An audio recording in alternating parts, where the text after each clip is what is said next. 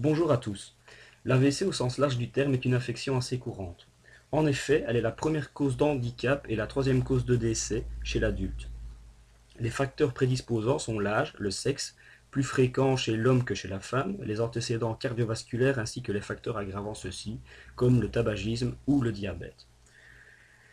Chez notre patient, qui est un patient âgé, la cause est une fibrillation auriculaire ayant causé un thrombus ainsi que l'embolisation de ce dernier. Il est traité avec un agoniste GABAergique, le baclofène, et des toxines botuliques. Le baclofène est un myorelaxant lipophile qui est plus lipophile que le GABA lui-même, qui agit au niveau de la moelle épinière comme agoniste du récepteur GABA de type B en inhibant les réflexes mono et postsynaptiques.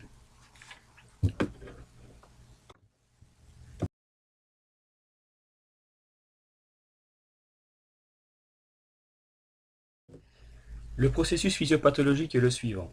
La fibrillation auriculaire occasionne une stase sanguine au niveau de l'oreillette, ce qui favorise la coagulation et ainsi que la formation d'un thrombus.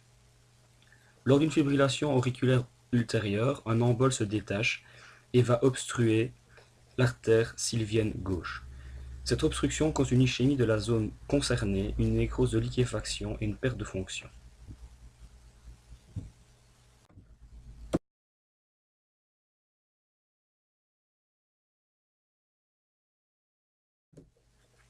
L'artère sylvienne gauche, aussi appelée artère cérébrale moyenne gauche, est une branche issue de la carotide interne. Elle se situe en dehors et en haut en croisant la substance perforée en antérieure. Elle pénètre dans la scissure de sylvius où elle chemine. L'artère sylvienne assure la vascularisation de certaines parties profondes du cerveau, comme les capsules internes et externes et la plus grande partie des noyaux striés, mais aussi, en superficie, celle d'une grande partie de la face externe de l'hémisphère cérébral concerné, celle de la face inférieure externe du lobe frontal et celle de la substance blanche sous-jacente à ces deux territoires.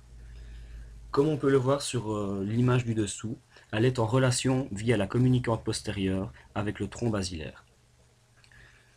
La mise en évidence d'une telle obstruction se réalise grâce à l'imagerie médicale couplée à des produits de contraste, ce qu'on appelle angio-RM ou ARM du polygone de Willis.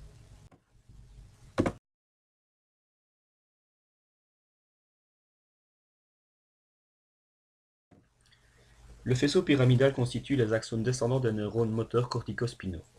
L'origine principale de la voie pyramidale étant le cortex moteur primaire. Les corps neuronaux pourront être retrouvés au niveau de l'homonculus moteur de Penfield, représentant l'organisation de la commande motrice des muscles du corps humain. Face, membre supérieur, tronc et membre inférieur. Les fibres traversent le centre ovale et se retrouvent dans la capsule interne via la corona radiata. 80 à 90% de ces fibres seront dans les cordons latéraux qui constituent le faisceau pyramidal latéral dit croisé.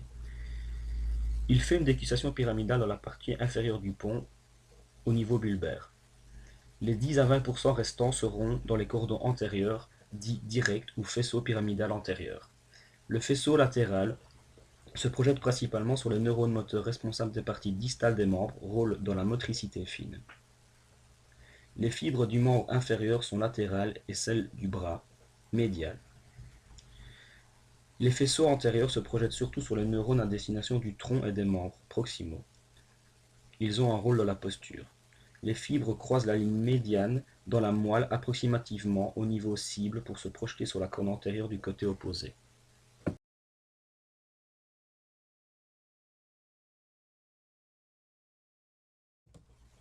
On peut distinguer plusieurs types d'atteintes en se basant sur la spécificité de la vascularisation du territoire lésé. D'une part, si l'embole siège dans la branche superficielle de l'artère sylvienne, l'hémiparésie est à prédominance brachiofaciale comme chez notre patient. Une aphasie dite de Broca peut survenir également.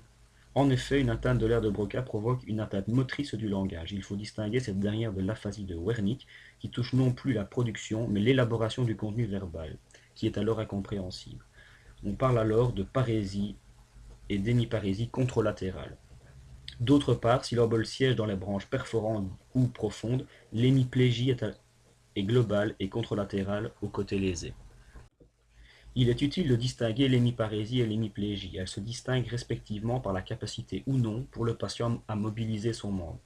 Cependant, il présente tout de même des troubles moteurs au niveau des mouvements grossiers et non précis, ainsi que des troubles du tonus musculaire qui est alors inférieur à la situation physiologique. En effet, pour ce qui concerne le tonus, Le membre concerné présente une spasticité qui augmente la résistance à l'étirement des muscles.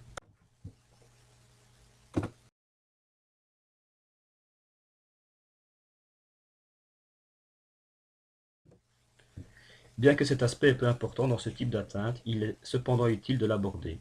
L'embolie artérielle est responsable de ramollissement de la région sylvienne ischémique. Le ramollissement correspond à une nécrose de liquéfaction du tissu cérébral. En effet, l'ischémie causée par l'embole entraîne une dégénérescence par manque d'apport nutritif en oxygène et en glucides des cellules nerveuses. La myéline se segmente et forme dès lors des gouttelettes graisseuses qui seront phagocytées par les cellules de la névroglie. Ces cellules sont responsables de la libération d'enzymes lysosomiales qui entraîneront la liquéfaction des tissus environnants. La dégénération progressive va causer la disparition des éléments nerveux ainsi que la perte de certaines fonctions. Ces éléments sont remplacés par du tissu cicatriciel.